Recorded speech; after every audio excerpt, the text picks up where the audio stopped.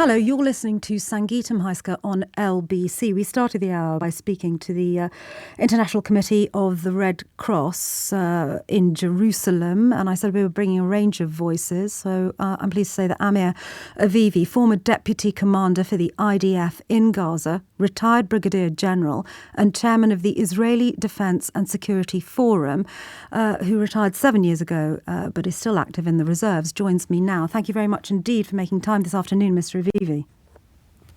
Thank you very much. May I ask you, given your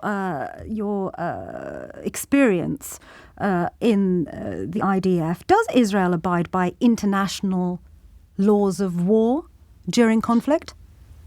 Israel always abides by international law and usually does it much more than the law itself. And also we see it now in this operation. We try to really minimize casualties by calling the Palestinian population to move south. And indeed, more than 700,000 Palestinians moved to the south of Gaza. Israel is operating on the northern part of the Gaza Strip, but we are dealing with murderous terrorists that are using civilians as human shields. This is very challenging. Yesterday, the IDF bombed a convoy of ambulances.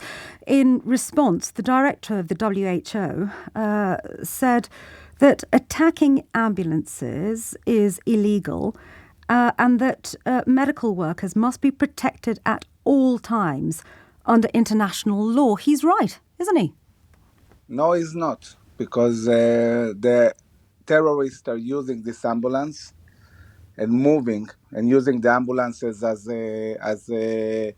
war machines, moving terrorists from one place to another. We spotted several ambulances inside a terror base. We spotted the terrorists going inside these ambulances and starting to move. And then we reacted. This is a military target. It's according to international law. According to international law, all properly marked ambulances are presumptively civilian objects and therefore not legitimate military targets. That's the law, Mr. Avivi. Not when you see the terrorists going inside and moving inside them. We don't shoot if we don't see the terrorists and we don't know that they are terrorists.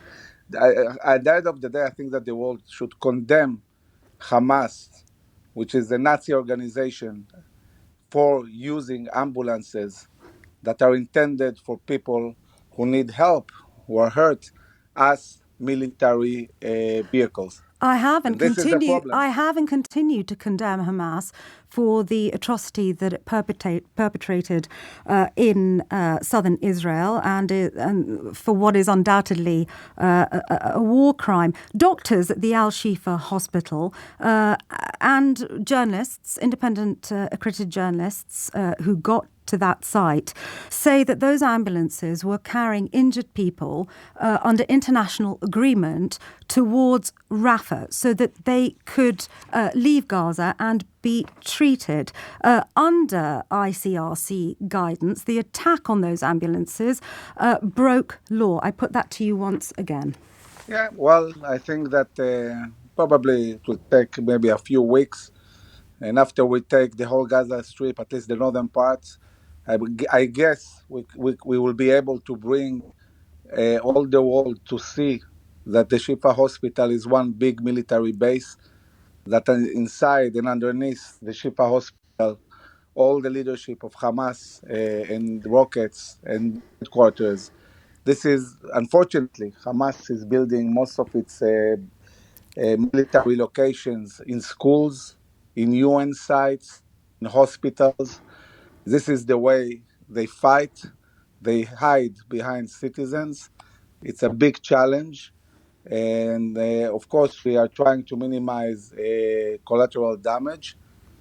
But according to international law, when we have to keep also our citizens and our soldiers as safe as possible. You say that you have the evidence to prove that the ambulance convoy was a, quote, Hamas cell.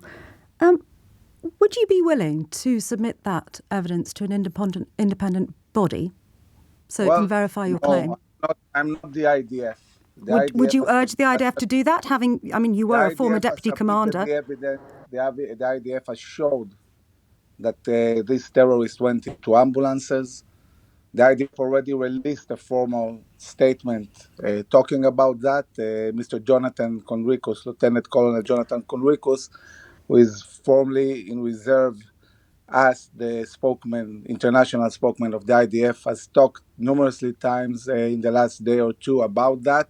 Understood. Israel has laid out the evidence it claims it has, Mr. Avivi. My question to you is, and you are an esteemed military man in Israel.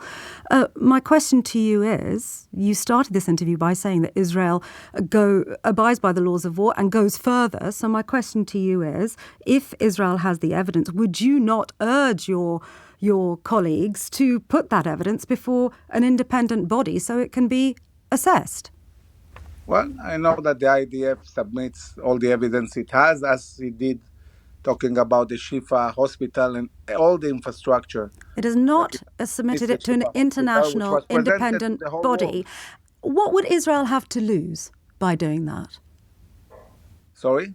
What would Israel have to lose by submitting the evidence you claim it has for yesterday's attack? You're asking questions to me, which the end of the day should be asked the IDF. But the IDF, I'm sure, will show all the evidence it has. I trust, and I know, I was Deputy Division Commander of the Gaza Strip. I was aide-de-camp of the Chief of General Staff. I know exactly how the IDF operates. And it always operates exactly according to international law. And every target, we have the most, professional people analyzing it, looking at it, analyzing the intelligence, understanding what this is all about, and only then we shoot. We don't shoot indiscriminately like these terrorists that we're targeting now. This is the way we operate. We have lawyers. We have a very, very professional way of doing things. Does it ever make mistakes? To do that. During the time that you were former deputy commander of the IDF in Gaza, did you ever make a mistake? Look, we're not perfect. Of course, we do mistakes, but doing a mistake, it's not doing things against international law. Well, it is, isn't it? Because in the past, you asked me about the ambulance. The reason I'm asking you, Mr.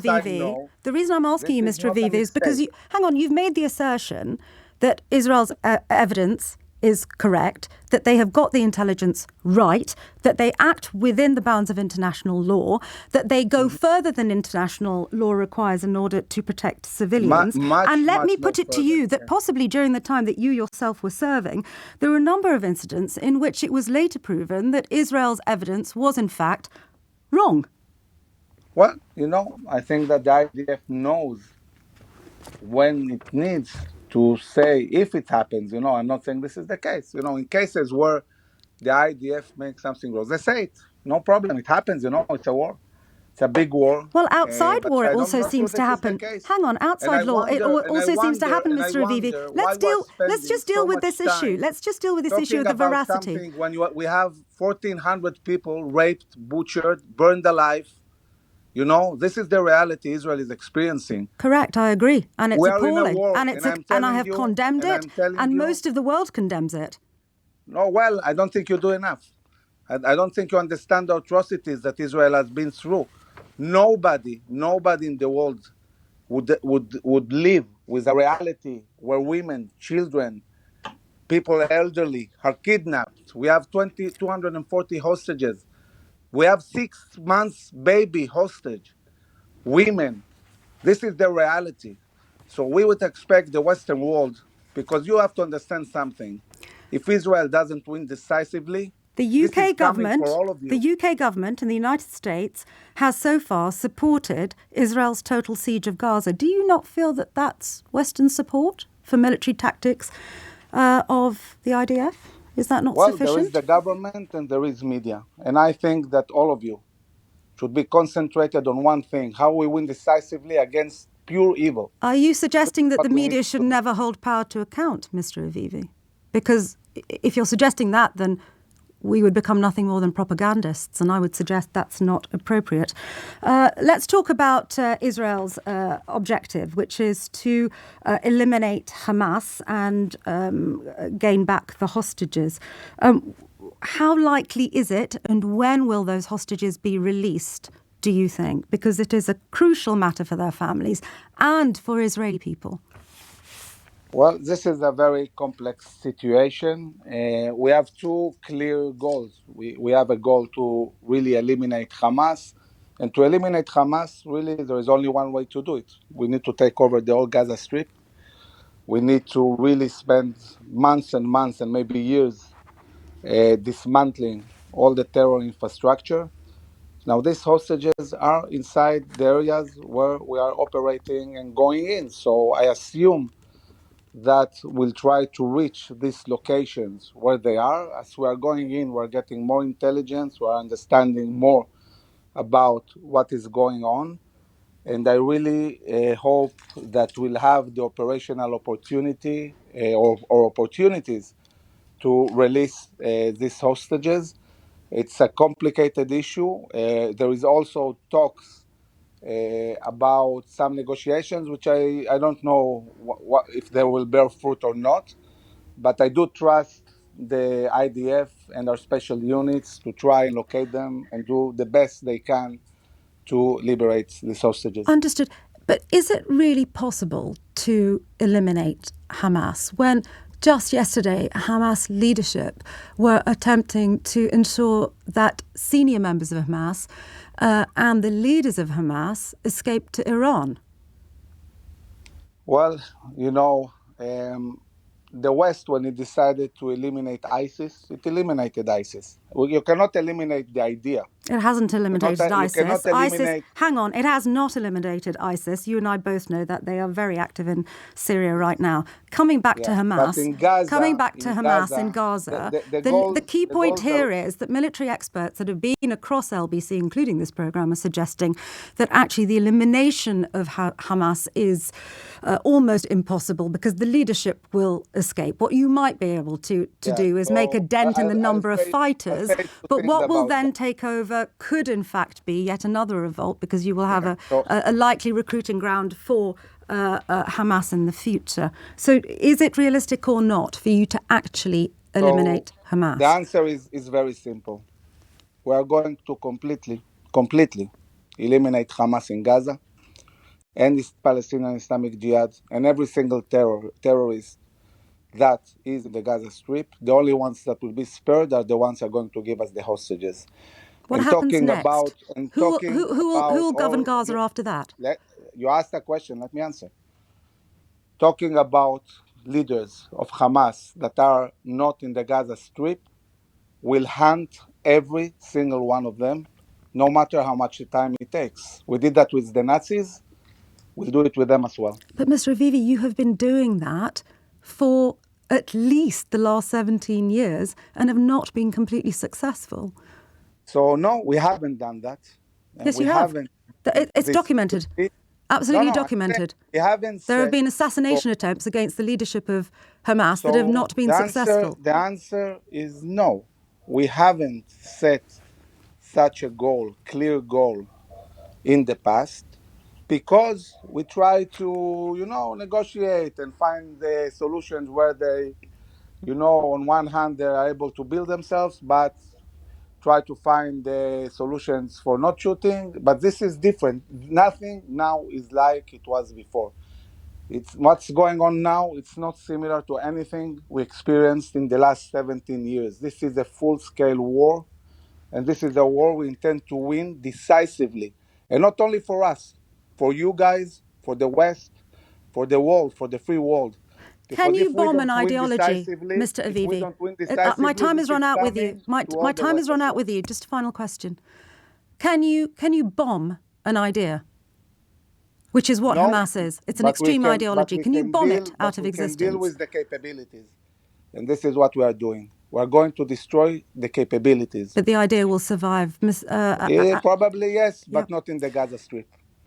Time will tell. Amir Avivi, former Deputy Commander for the IDF in Gaza, retired Brigadier General and Chairman of the Israeli Defence and Security Forum. Thank you very much indeed for your time.